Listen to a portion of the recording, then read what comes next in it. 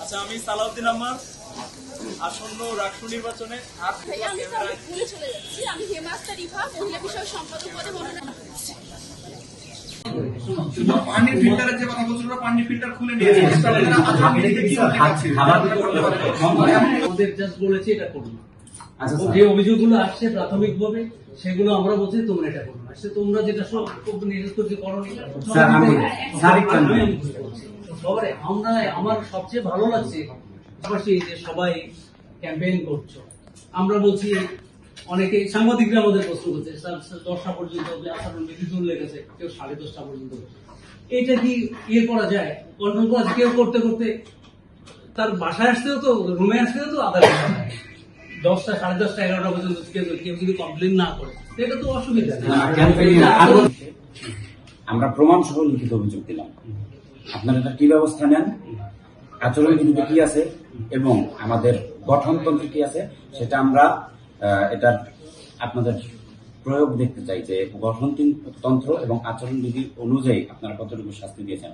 তারা অভিযোগ দিয়েছে, তাদের কাছে আপনাদের মাধ্যমে বার্তা পৌঁছলাম তারা যেন অভিযোগের প্রমাণ দেয়। প্রমাণ যদি একটা প্যানেলের নামে মিথ্যাচার করার অভিযোগে এটা শাস্তি কি হতে পারে সেটাও আপনারা দেখবেন এবং এটা নিশ্চিত করবেন যে মিথ্যাচার করার কি শাস্তি আছে গঠনতন্ত্র অনুযায়ী, প্রোপাগান্ডা ছড়ানো এটা একটা প্রতিহিংসামূলক আচরণ, এটার কি শাস্তি আছে সেটাও আপনারা দেখবেন।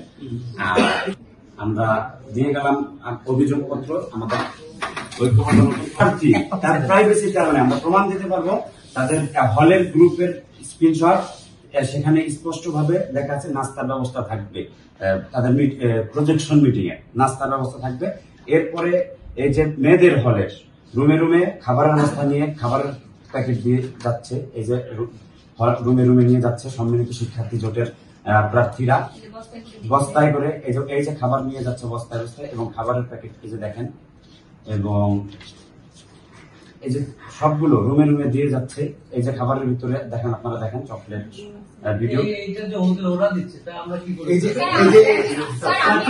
না এটা আমি বলি স্যার, আমরা নির্বাচন কমিশন না, আমরা তদন্ত কমিটিও না, আমরা সুস্পষ্ট অভিযোগ দিয়ে গেলাম, আপনারা নিরপেক্ষভাবে তদন্ত করবেন। হ্যাঁ, এই যে শিক্ষার্থীরা দিচ্ছে হাদিয়া ফ্রম সম্মিলিত শিক্ষার্থী জোট, এটা স্টোরি আমরা স্ক্রিনশট মেরেছি।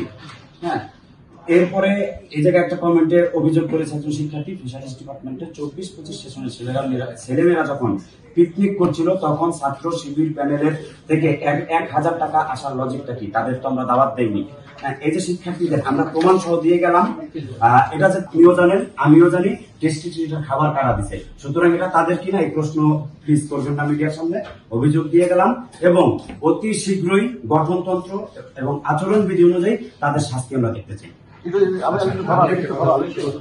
বাস্তব কারণে পরিবেশ পরিস্থিতি ক্যাম্পাসের যথাযথ নির্বাচনের পক্ষে না থাকার কারণেই পিছিয়েছিল, অধিকাংশ ছাত্রছাত্রীরা চলে গেছিল ক্যাম্পাসে, তার প্রেক্ষিতে পিছিয়েছিল। আর দ্বিতীয়ত যে 16 তারিখ, এই যে সামনে যে 16 অক্টোবর যে নির্বাচনের ডেট নির্ধারিত হয়েছে, ইনশাল্লাহ এই ডেটেই নির্বাচন হবে। নির্বাচন কমিশন পুরোপুরি প্রস্তুত, সব কিছু আমাদের তৈরি রয়েছে। এখন বিশ্ববিদ্যালয় প্রশাসনও প্রস্তুত আমাদের সর্বোচ্চ সহযোগিতা দেওয়ার জন্যে। তো আমি আশা করছি যে 16 তারিখের যে নির্বাচন সেটা অনুষ্ঠিত হবে। তো না, এইটা আমি তো মনে করি যে এখন কোনো ধরনের এই ধরনের প্রোগ্রাম না করাই উত্তম, কারণ এটা কেউ যদি কমপ্লেন না করে তাহলে ওটা লক্ষ্য করব না। কিন্তু যেহেতু আমাদের কাছে আমরা জানি না যে এরকম কিছু করছে, ছাত্র শিবিরের পক্ষ থেকে আমার কাছে একটা স্মারকলিপি দেওয়া হয়েছে।